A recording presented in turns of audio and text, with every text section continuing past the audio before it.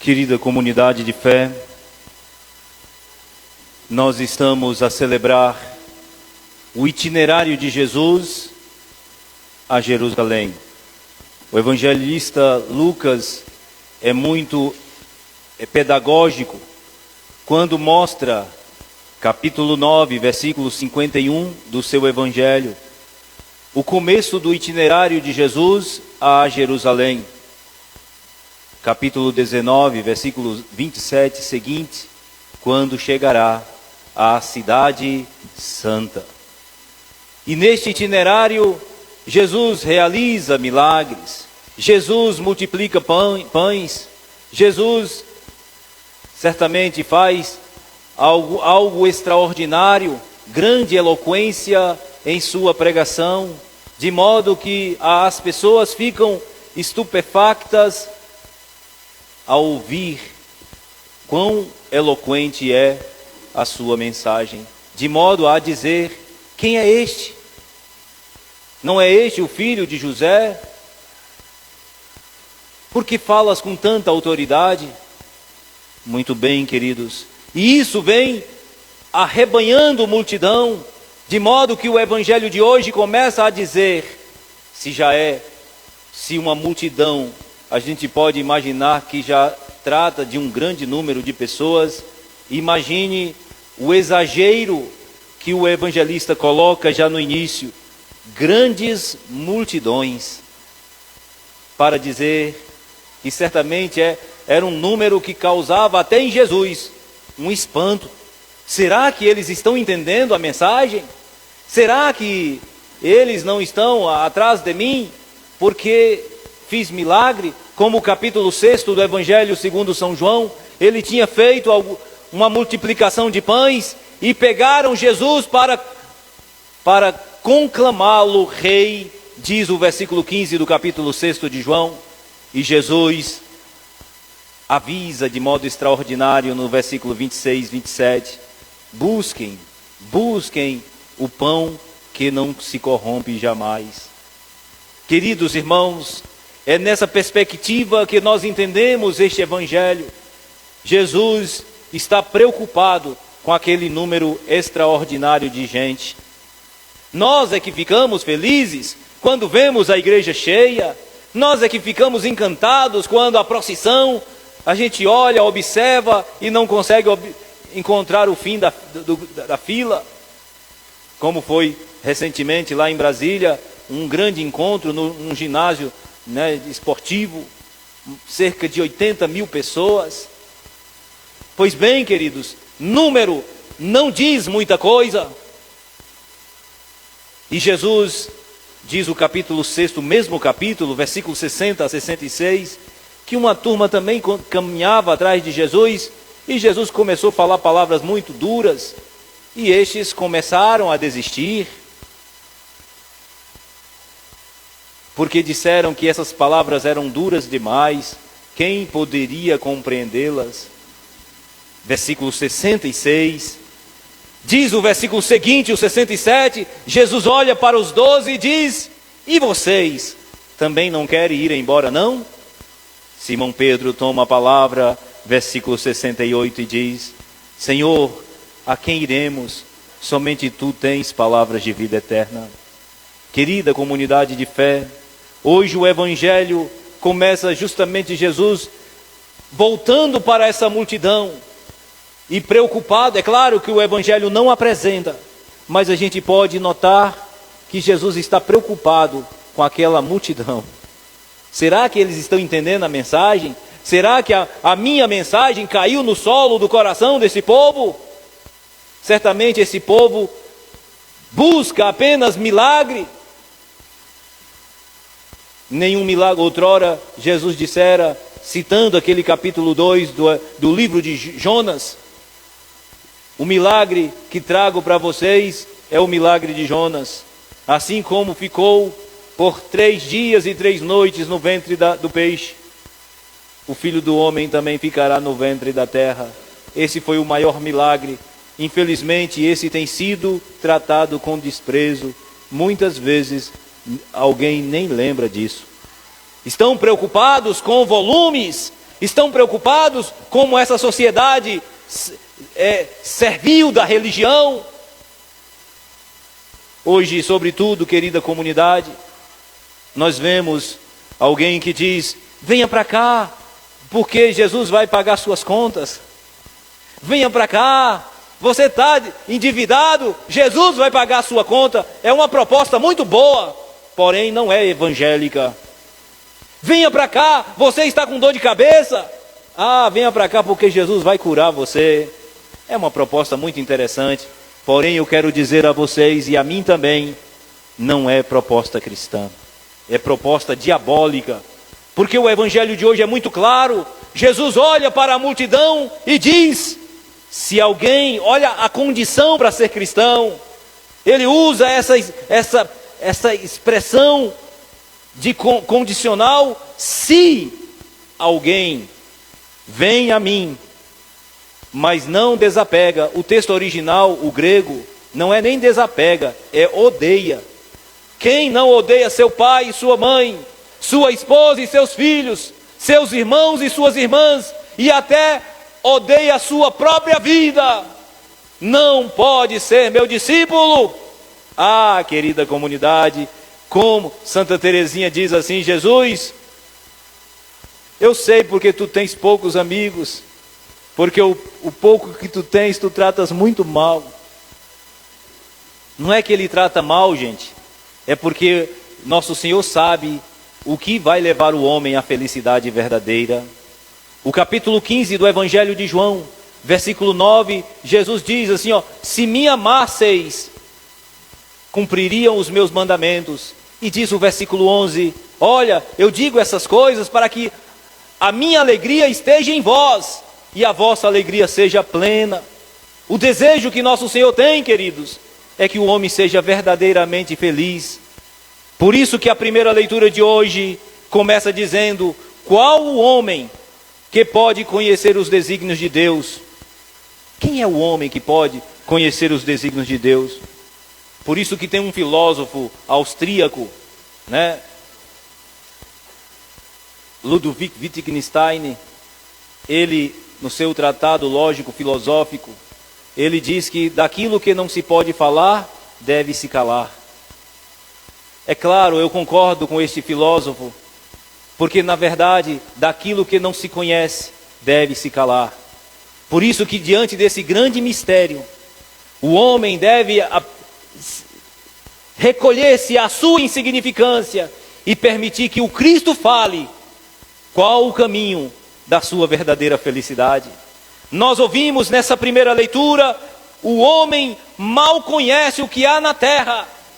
Nós ouvimos ainda este autor do livro da sabedoria a afirmar: muitas vezes conhecemos alguma coisa que esteja ao alcance de nossas mãos.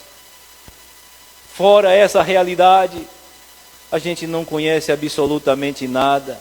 É por isso, queridos cristãos, que aquilo que conhecemos é muito pífio, é quase nada, mediante aquilo que nós ignoramos. As coisas que existem estão muito além da nossa compreensão. Basta, por exemplo, observar a língua. São mais de 5.000 idiomas, sem contar os dialetos. Nós sabemos mal o portuguesinho assim, meio chulo, como diz, tem uma pobreza no grego, que a gente chama de o grego koiné. Se podemos tratar para a língua portuguesa, nós temos um português assim, koiné. E a gente acha que sabe muita coisa, e por isso é que chega a dizer: Deus não existe. Me mostre onde que está Deus. E aí nosso Senhor Jesus Cristo, que é Deus, nosso Senhor Jesus Cristo, que é o Verbo divino que se fez homem, o Emanuel, o Deus conosco, é quem vai dizer a mim e a você: você quer ser feliz? Jesus, é o que mais anseio. Como a corça, diz o Salmo 41, versículos 2 e 3, como a corça suspira pelas águas correntes, suspira minha alma por vós, ó meu Deus. Quando terei alegria de ver vossa face, Senhor. Querida comunidade, na verdade o homem deseja Deus. O problema é que, infelizmente, a gente se contenta com as realidades presentes, mas nosso Senhor nos convida, sobretudo nessa liturgia de hoje, a buscar coisas maiores. E para buscar coisas maiores, o primeiro gesto de quem deseja é renúncia. Sério, Padre? Sério. Quanto mais você renuncia a si mesmo, mais você se pertence. Porque como o nosso Senhor que fez o homem, Ele sabe o que vai levar o homem à verdadeira felicidade. Por isso é que Jesus pede, deixe de lado, coloque como critério primordial, não facultativo, mas essencial, necessário, a Jesus Cristo. A gente julga que a nossa família é importante, não é verdade? Inclusive, o Papa São Gregório Magno, no século VI, ele fazia uma indagação meditando este texto. Ele dizia assim, veja só, Jesus manda odiar a mãe e o pai, mas ele tinha dito outrora, capítulo 5 de Mateus, versículo 43, 44, que a gente deve amar até os inimigos. Será que Jesus não caiu em contradição, seu diácono? E o Papa, o Magno Papa, Gregório Magno, o grande Papa, ele diz, meditando esse texto, nosso Senhor não equivoca quando pede para odiar o pai, a mãe, a esposa e o filho, o irmão, a irmã e até a si mesmo. É porque muitas vezes, queridos, a nossa família, aqueles que estão muito próximos de nós, a nossa relação consanguínea muitas vezes pode nos atrapalhar desse ideal. Quer ver? O marido diz à mulher, você não vai para a missa hoje.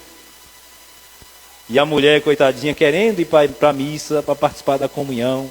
O marido diz, hoje você não vai não, hoje a gente vai lá para a casa de Druvalino comer churrasco. Olha aí, está vendo? Já se tornou um empecilho na caminhada cristã. O pai ou a mãe que diz ao filho, filho, você não vai participar da catequese hoje porque nós estamos esperando visita em casa. Hoje a gente tem aquela galinha para chupar o tutano, então a gente vai comer torrada, então você não vai para a igreja hoje. Olha o empecilho. Por isso, queridos, nosso Senhor deixa bem claro, primeiro critério é amar a Cristo. Ele é ciumento. Diz o Êxodo 20, que o Senhor Deus, Ele é um Deus ciumento. Por isso que Ele não permitia que o povo de Israel tivessem outros deuses. Queridos cristãos, de semelhante modo, Jesus quer nos mostrar que o primeiro critério é amar a Ele, acima de tudo, até de nós mesmos. Oh, Padre, como é difícil. É verdade, queridos. É fácil ser cristão quando você é a medida. Quando você diz, eu amo a Cristo, mas eu digo o que tem que ser feito. Aí é fácil. Até Satanás pode ser cristão. Por quê? Porque não muda nada. Quer ver uma coisa que a segunda leitura hoje nos escapa? O ódio, a raiva, a ambição. Filémon, um grande discípulo, foi filho de Paulo, batizado na fé. Tinha um empregado lá na cidade de Colossas, na Ásia Menor. E só que esse empregado, chamado Onésimo, passou a perna no seu patrão e foi embora.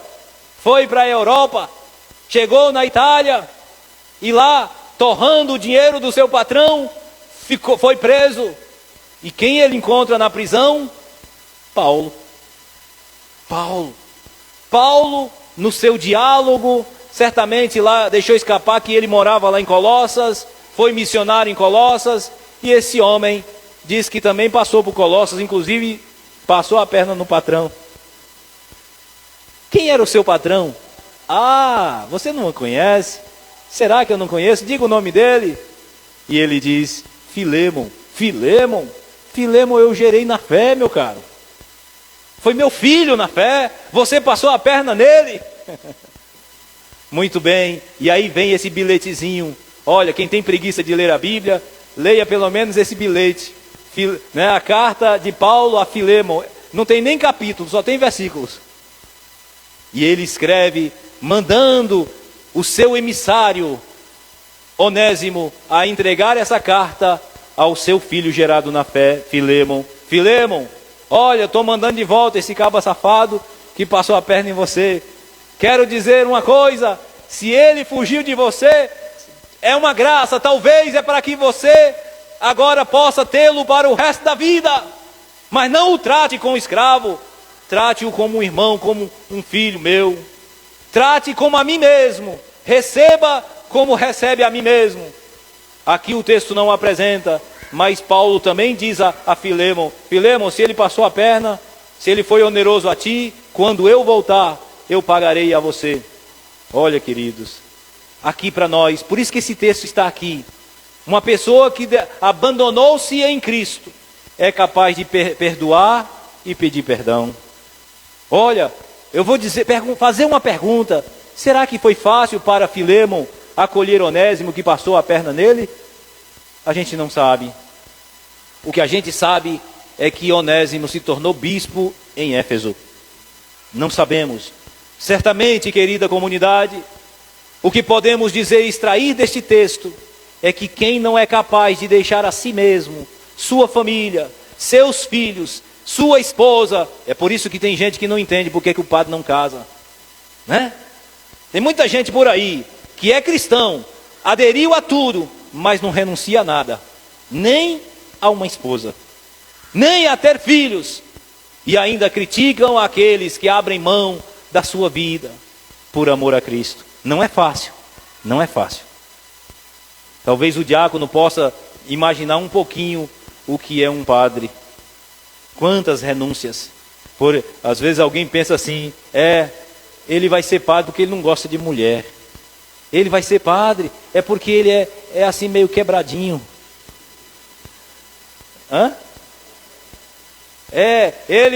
Ele como não pode vestir uma saeta, uma saiona, ele usa uma batina.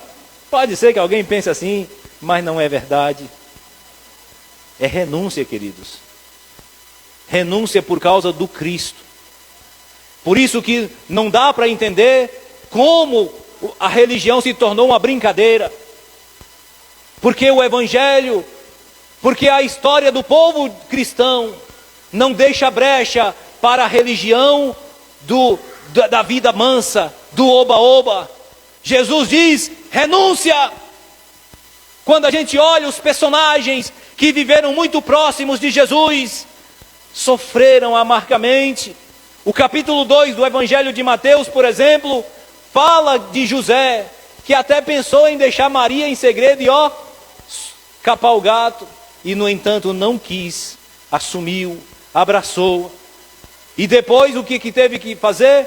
Fugir para o Egito, para cuidar do menino Jesus. Ele poderia ter dito, eu quero saber lá nada disso. A própria mãe de Jesus, o quanto sofreu, diz o capítulo 2 do Evangelho de Lucas, Simeão que toma a criança no colo, versículos 29 a 35, e diz a Maria, uma espada de dor vai te traspassar a alma.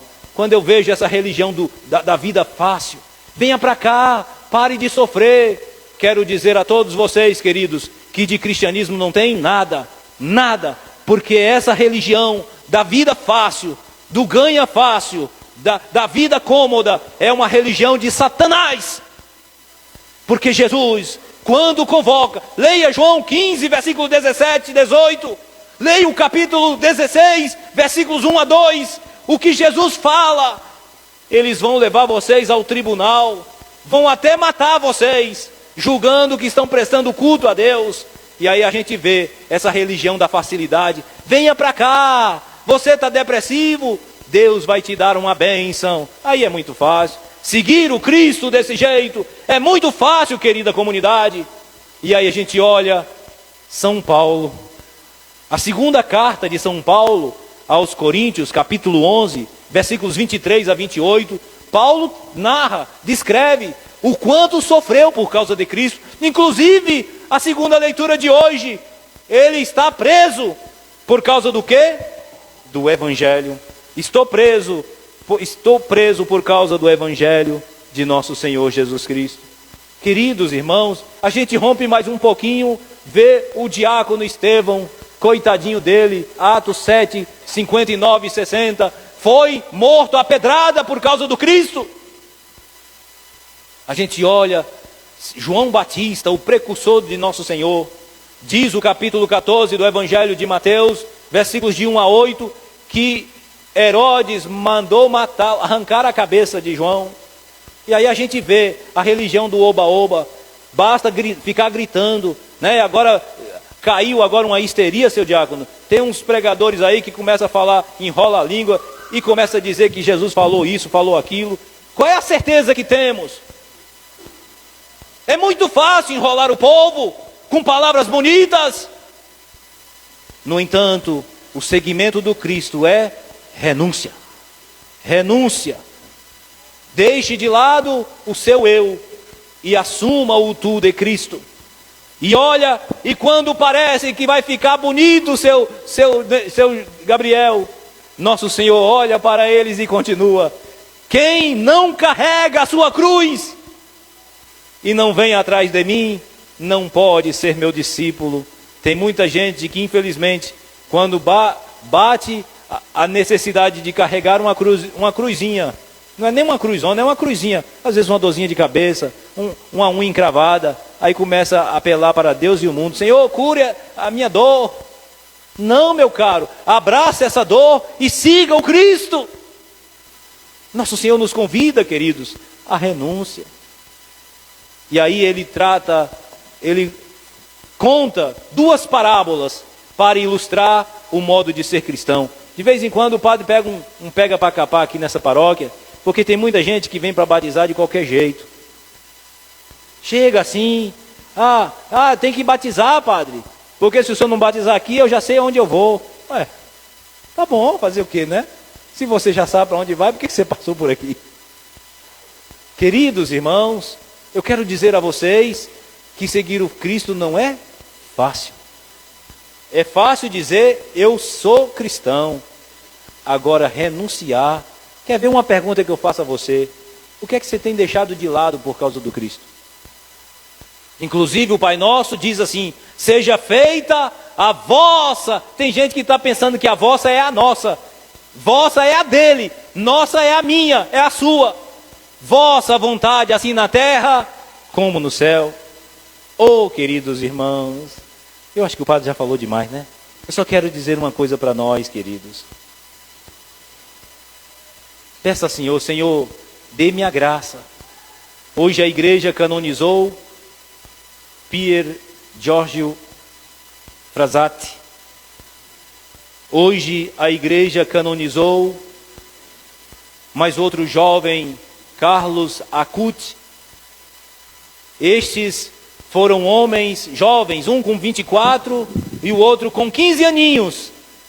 Mas uma coisa que eles tinham que nós não temos é o amor, é a paixão pela Eucaristia. Dizem, né, inclusive tem um cardeal que inclusive até escreveu um livro de Pier Giorgio para traçar, né, ele fala do alpinista, né, do céu, dello cielo, um alpinista do céu, para dizer assim para nós: a gente precisa escalar a montanha para chegar até Deus, que não é fácil. Mas estes conseguiram, sabe por quê? Porque eram de comunhão todo dia eles participavam de missa. Todo santo dia, Carlos Acuti ia para a igreja participar da missa e receber Jesus na Eucaristia. É por isso que eles conseguiram, coisa que a gente jamais vai conseguir, julgando que ser cristão é ser do jeito que eu quero. Cuidado. Vamos então pedir a nosso bom Deus, nessa liturgia, que Ele nos ajude, nos dê a graça, a fortaleza, o entusiasmo de viver conforme a sua vontade, para que a gente não calcule a torre e deixe pela metade. Essa torre aqui, queridos, é a sua vida. Jesus ilustra com essas parábolas, é para dizer a nós, a primeira parábola, o homem que vai construir uma torre precisa calcular. E aqui dizer para todos nós, você quer ser cristão mesmo? Calcule se dá para ser cristão mesmo, porque se não dá, pule fora, vá ser ateu, vai ser à toa. Porque nosso Senhor diz assim, Mateus 5:37, que o seu sim seja sim, o seu não seja não, porque o resto vem de Satanás. Este outro rei, que com 10.000 homens, precisava calcular se conseguiria vencer aquele outro que marcha contra ele com 20.000. Quero dizer a todos nós, queridos, esse rei que marcha contra o outro, sou eu e você. Se a gente percebe que não dá para marchar, é preciso parar. Todavia, que no final da nossa história, que a nossa torre não fique pela metade, é preciso estar pronta, é preciso estar inteira, para que os outros não venham dizer, olha, queria ser cristão, queria ser religioso, e acabou na sarjeta. Queria ser um homem de Deus, olha onde é que ele parou, parou pela metade. Que a gente possa vencer o nosso oponente. Esse outro rei que marcha com 20.000 é o diabo, viu? Que parece ser mais forte do que nós. Todavia, não é mais forte do que nós, porque a gente marcha contra ele, tendo como aquele que vai à ponta, nosso Senhor Jesus Cristo. Que Deus nos abençoe, comunidade, e que esse palavrório todo seja tão somente para nos incitar, nos provocar, e sobretudo a nos questionar o que tenho renunciado por amor a Ele. Queira Deus que a nossa renúncia seja sincera e verdadeira, para que no final da nossa história, ainda que a gente não consiga 100%, que a gente possa pelo menos dizer, Senhor, eu tentei. O Senhor sabe que eu tentei renunciar à minha família por Tua causa. Eu tentei, Senhor, deixar minha esposa em segundo plano, o meu filho, os meus irmãos. Eu tentei, Senhor, até renunciar a mim mesmo, e o Senhor sabe disso. E eu tenho certeza que nosso Senhor, sabendo da sua força de vontade, Ele vai dizer, vinde a mim, benditos do meu Pai, porque estava preparado para você desde a fundação do mundo, como diz o Evangelho de Mateus 25. Que Deus nos abençoe e que haja em nós aquela mesma vontade da Virgem Maria, quando disse, eis aqui a serva do Senhor, faça-se em mim segundo a tua vontade, que seja feita a vontade de Deus em nossa vida, para que a gente possa ser feliz de verdade e viver essa vida, contando os nossos dias, como dizia o Salmo de hoje, e pedindo a Deus dia a dia, dai ao nosso coração sabedoria. Amém.